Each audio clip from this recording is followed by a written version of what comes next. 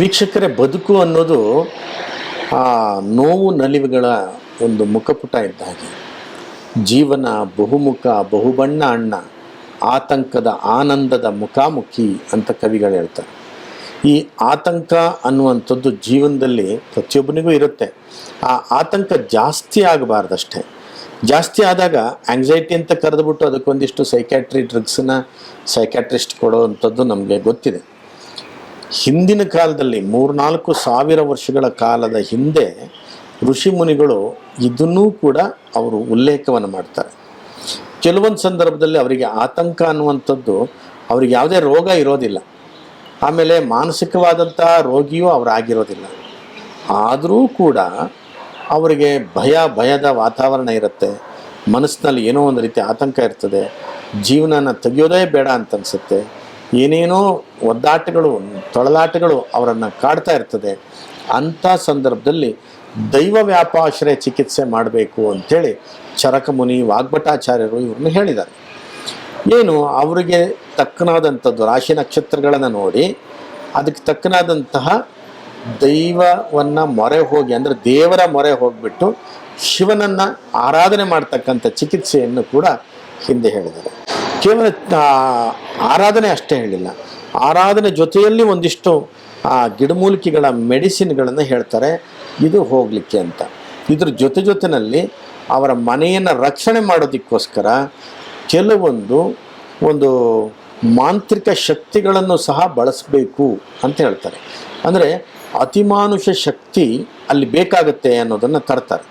ಇದು ಯಾಕೆ ಅಂತಂದರೆ ಇದರೊಳಗಡೆ ಒಂದು ರೀತಿಯಾದಂಥ ಬೇರೆಯ ಆತ್ಮಶಕ್ತಿಗಳು ಮನೆಯಲ್ಲಿ ಸಂಚಾರ ಆಗ್ಬೋದು, ಅಥವಾ ಬೇರೆ ಯಾವುದಾದ್ರೂ ಒಂದು ಕಾಸ್ಮೆಟಿಕ್ ವೇವ್ಸು ನಿಮ್ಮನ್ನು ಕಾಡ್ಬೋದು, ಅಥವಾ ಬೇರೆ ಇನ್ಯಾವುದಾದ್ರೂ ಒಂದು ದುಷ್ಟಶಕ್ತಿ ನಿಮ್ಮನ್ನು ಕಾಡುವಂಥದ್ದಾಗ್ಬೋದು, ಪ್ರೇತಾತ್ಮಗಳು ಕಾಡುವಂಥದ್ದಾಗ್ಬೋದು. ಹೀಗೆ ಇದೇ ಥರದಲ್ಲಿ ನಮಗೇನು ಕಾಡ್ತಾ ಇದೆ ಅನ್ನೋದು ನಮ್ಗೆ ಗೊತ್ತಾಗೋದಿಲ್ಲ.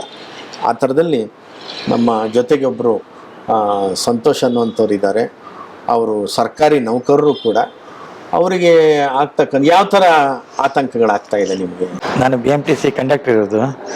ನನಗೆ ಡ್ಯೂಟಿ ಮಾಡ್ಬೇಕಾದ್ರೆ ತಲೆ ಫುಲ್ ಹಿಡ್ದಂಗೆ ಕೈಕಾಲೆಲ್ಲ ಸುಸ್ತು, ಏನೋ ಅಶಕ್ತತೆ ಏನಾಗ್ಬಿಡ್ತದೆ ಅಂತಾನೆ ಹೇಳೇ ನನಗೆ ದೋಚುದಿಲ್ಲ. ಆ ಟೈಮಿಗೆ ನಾನು ಎಷ್ಟೋ ಸಲ ಹಿಂಗೆ ಡ್ಯೂಟಿಲಿ ಇರ್ಬೇಕಾದ್ರೆ ಸ್ವಲ್ಪ ಹಾಸ್ಪಿಟ್ಲಿಗೆ ಹೋಗಿದ್ದು ತುಂಬ ಇದೆ. ಅದಕ್ಕೆ ಭಾಳ ಕಡೆ ಹಾಸ್ಪಿಟ್ಲ್ ಅಲ್ಲಿ ಇಲ್ಲಿ CT ಸ್ಕ್ಯಾನು, ಕುತ್ತಿಗೆದು ನೆಕ್ಕಿನ ಸ್ಕ್ಯಾನು ಪ್ರತಿ ಒಂದು ಮಾಡಿದೆ. ಏನು ಮಾಡಿದ್ರು ಕೂಡ ಇನ್ನು ಒಂದು ಪ್ರಯೋಜನನೇ ನನಗಿನ ಸಿಕ್ಕಿಲ್ಲ. ಅದಕ್ಕಾಗಿ ಫಿಸಿಷಿಯನ್ ನೋಡಿದ್ರೆ, ಸೈಕ್ಯಾಟ್ರಿಸ್ಟ್ ನೋಡಿದ್ರೆ, ಎಲ್ಲಾ ಕಡೆಗೂ ನೋಡಿ ಆಯ್ತು. ಆದ್ರೆ ಆ ಮಾತ್ರೆಗಳು ತಗೊಂಡಾಗ ಏನಿಲ್ಲ, ಮಂಪ್ರಷ್ಟೇ ಬರುತ್ತೆ. ಹೌದು, ಅಷ್ಟೇ ಮಂಪ್ರಷ್ಟೇ ಬರ್ತದೆ. ಮತ್ತೆ ಪುನಃ ಅದೇ ತರನೇ ಆಗತ್ತೆ. ನೀವು ಹೇಳ್ತಾ ಇದ್ರಿ ಡ್ಯೂಟಿ ಮಾಡ್ತಿರ್ಬೇಕಾದ್ರೆ ಭಯ ಅಷ್ಟೇ ಅಲ್ಲ, ಅಳು ಬರುತ್ತೆ. ಹೌದು, ಅಳು ಬರ್ತದೆ. ಯಾಕೆ ಅಂತ ಹೇಳಿದ್ರೆ ಏನೋ ಒಂದು ತರ ನನಗೆ ಏನಾಗತ್ತೆ ಏನೋ ಅಂತಂದಾನೆ ನನಗೆ ಗೊತ್ತಾಯ್ತು. ಒಂದು ರಿಸರ್ಚ್ ಹೋಗ್ಲಿಕ್ಕೂ ನನಗೆ ಒಂಥರ ಭಯ ಅನಿಸ್ತದೆ, ಅಷ್ಟು ಅನಿಸ್ತದೆ. ಹೌದು, ಮೂತ್ರ ಮಾಡ್ಬೇಕಾದ್ರೆ ಶೌಚಾಲಯಕ್ಕೆ ಹೋಗ್ಬೇಕಾಗಿತ್ತು, ಭಯ ಅನಿಸ್ತು, ಎಲ್ಲ ಬಿದ್ದೋಗ್ಬಿಡ್ತೆ ನಾನು ಅಂತ. ಅದು ಹೋಗೋದ್ ಬಿಟ್ಟು ಬೇರೆ ಕಡೆ ಹೋಗಿ ಬಯಸ್ಕೊಂಡೆ ಈ ತರದಾಗತ್ತೆ. ಮಗನ್ ನೋಡಿದಾಗ ಅಳು ಬರುತ್ತೆ. ಹೌದು, ನನ್ನ ಮಗ ಚಿಕ್ಕ 5 ವರ್ಷದವನು. ಯಾಕಂದ್ರೆ ನಾನೇ ಹೋಗ್ಬಿಟ್ರೆ ಮುಂದೆ ಅವನು ಪಾಪ ಅವನು ಇದೇನಾ ಅಂತ ಹೇಳಿ ನನಗೆ ನೀವು ಹೋಗ್ಬಿಡ್ತೀರಿ. ಹೌದು, ಅನಿಸ್ತದೆ. ಎಷ್ಟೊತ್ತಿಗೆ ನನಗೆ ಏನಾಗುತ್ತದೆ ಅಂತಾನೆ ನನಗೆ ಗೊತ್ತಾಗುದಿಲ್ಲ. ಯಾಕಂದ್ರೆ ಎಲ್ಲ ಕೈ ಕಾಲೆಲ್ಲ ಒಂದು ಅಶಕ್ತತೆ ಆಗಿ ಏನಾಗ್ತದೆ ಅಂತಾನೆ ನನಗೆ ದೋಚುದಿಲ್ಲ. ಸರಿ, ನಿಮ್ಮ ಆಫೀಸರ್ಸ್ಗಳು ಬಂದಾಗ ಯಾಕೆ ಭಯ ನಿಮ್ಗೆ? ಯಾಕೆ ಅಂತ ಹೇಳಿದ್ರೆ ಒಂದ್ಸಲ ಏನಂತ ಹೇಳಿದ್ರೆ ಅಂದ್ರೆ ಡ್ಯೂಟಿ ಮಾಡ್ಬೇಕಾದ್ರೆ ಏನ ಅಂತಾರೇನೋ ಅಂತ ಹಿಂಗೆ. ನೋಡಿ, ಒಂದು ವೈಚಾರಿಕತೆಯಲ್ಲಿ ಕೆಲಸ ಮಾಡ್ತಕ್ಕಂಥ ಒಬ್ರು ನೌಕರರವರು ಹಾಗೇನೋ ಏನೋ ಒಂದು ರೀತಿಯಾಗಿ ಏನೋ ಕೆಲಸ ಮಾಡಿಕೊಂಡು ಏನೋ ಇರುವಂಥವ್ರಲ್ಲ ಅವರು. ಇರಲಿ, ಸರಿ, ಇಷ್ಟಿದ್ದು ಈ ಥರದ್ದು ಯಾಕಾಗ್ತಾ ಇದೆ? ನಾನಾ ಥರದ ಎಲ್ಲ ಒಂದು ವೈಜ್ಞಾನಿಕತೆಯ ಇನ್ವೆಸ್ಟಿಗೇಷನ್ಸು ಅವ್ರು ಮಾಡಿದ್ರು. ಸ್ಕ್ಯಾನಿಂಗ್ ಆಯಿತು, ಬ್ಲಡ್ ಟೆಸ್ಟ್ ಆಯಿತು, ಎಕ್ಸ್ರೇ ಆಯಿತು, ಮತ್ತೊಂದಾಯಿತು, ಸೈಕ್ಯಾಟ್ರಿಸ್ಟಿಂದಾಯಿತು, ಎಲ್ಲ ಆಯಿತು. ಈಗಲೂ ಕಡಿಮೆ ಆಗಿಲ್ಲ. ಕಡೆಗೆ ನಮ್ಮಲ್ಲಿ ಒಂದು ಪದ್ಧತಿ, ಇದನ್ನು ಬಿಟ್ಟು ಭಾರತೀಯ ವೈದ್ಯ ಪದ್ಧತಿನಲ್ಲಿ ಒಂದಿದೆ, ಆರೂಢ ಪ್ರಶ್ನೆಯನ್ನು ನೋಡ್ಬೋದು ಅಂತ. ಆರೂಢ ಪ್ರಶ್ನೆಯನ್ನು ನೋಡಿದಾಗ ಇವರಲ್ಲಿ ಒಂದು ಮನೆಯಲ್ಲೇ ಒಂದು ನೆಗೆಟಿವ್ ಎನರ್ಜಿ ಶಕ್ತಿ ಇವರನ್ನು ಕಾಡ್ತಾ ಇದೆ ಅಂತೇಳಿ ಬಂತು. ಅದಕ್ಕೀಗ ನಾವು ಪ್ರತಿ ಅಮಾವಾಸ್ಯೆ ದಿವಸ ಇಲ್ಲಿಗೆ ವೈದ್ಯನಾಥೇಶ್ವರ ದೇವಾಲಯಕ್ಕೆ ಬರಲಿಕ್ಕೆ ಹೇಳಿದ್ದೇವೆ. ವೈದ್ಯನಾಥೇಶ್ವರನ ಸನ್ನಿಧಾನದಲ್ಲಿ ರುದ್ರಾದಿ ಹೋಮಗಳನ್ನು ಮಾಡಿಕೊಂಡು ಅವರಿಗೆ ಚಿಕಿತ್ಸೆಯನ್ನು ಮಾಡ್ತೇವೆ. ಇವರಿಗೆ ಅಂತಲ್ಲ, ಯಾರ ಮನೆಯಲ್ಲಿ ಮಾಟ ಮಂತ್ರಗಳಾಗಿದೆ, ಏನೋ ದುಷ್ಟಶಕ್ತಿ ಇದೆ, ಏನೋ ಪ್ರೇತಬಾಧೆ ಇದೆ, ಏನೋ ದೃಷ್ಟಿ ಇದೆ, ವಾಗ್ದೋಷ ಇದೆ ಇತ್ಯಾದಿಗಳನ್ನು ಹೇಳ್ಕೊಳ್ಳುವಂಥವ್ರು, ಅದರಿಂದ ಆತಂಕ ಪಡ್ತಕ್ಕಂಥವ್ರು ಭಾಳಷ್ಟು ಜನ ಇದ್ದಾರೆ. ಕೆಲವೊಂದಿಷ್ಟು ಜನ ಮಾಂತ್ರಿಕರು ಇದನ್ನು ಬಳಸ್ಕೊಂಡು ಸುಳ್ಳು ಸುಲಿಗೆಯನ್ನು ಮಾಡ್ತಕ್ಕಂಥವ್ರು ಕೆಲವರಿದ್ದಾರೆ.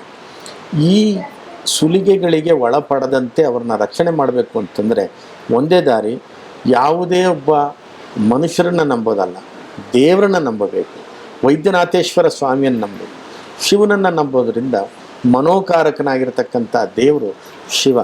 ಆದ್ದರಿಂದ ಅಮಾವಾಸ್ಯೆ ದಿವಸ ನಮ್ಮ ವೈದ್ಯನಾಥೇಶ್ವರ ದೇವಸ್ಥಾನದಲ್ಲಿ ಶಿವನಿಗೆ ಯಾಗಗಳು ಯಜ್ಞಗಳು ನಡೀತವೆ.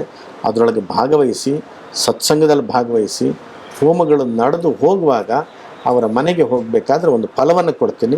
ಈ ಫಲವನ್ನು ಅವ್ರ ಮನೆಯಲ್ಲಿ ಇಟ್ಕೋಬೇಕು. ಇನ್ನೊಂದು ಅಮಾವಾಸ್ಯೆ ತನಕ ಇಟ್ಕೊಂಡು ಅದನ್ನು ತಂದು ಇಲ್ಲಿ ಸುಡಬೇಕು. ನಿಮಗೆ ಇವರನ್ನು ಮತ್ತೊಮ್ಮೆ ನಾನು 5 ತಿಂಗಳ ನಂತರ ನಿಮಗೆ ನಾನು ಪರಿಚಯ ಮಾಡಿಕೊಡ್ತೀನಿ. ಅಷ್ಟೊತ್ತಿಗಾಗಲೇ ಇವರು ಪರ್ಫೆಕ್ಟ್ಲಿ ಆಲ್ ರೈಟ್ ಆಗಿರ್ತಾರೆ. ಯಾವುದೇ ಆತಂಕಗಳಿರೋದಿಲ್ಲ, ಅಳು ಬರೋದಿಲ್ಲ, ಧೈರ್ಯವಾಗಿರ್ತಕ್ಕಂಥ ಒಬ್ಬ ವ್ಯಕ್ತಿಯನ್ನಾಗಿ ಪುನಃ ನಿಮಗೆ ತೋರಿಸ್ಬೋದು.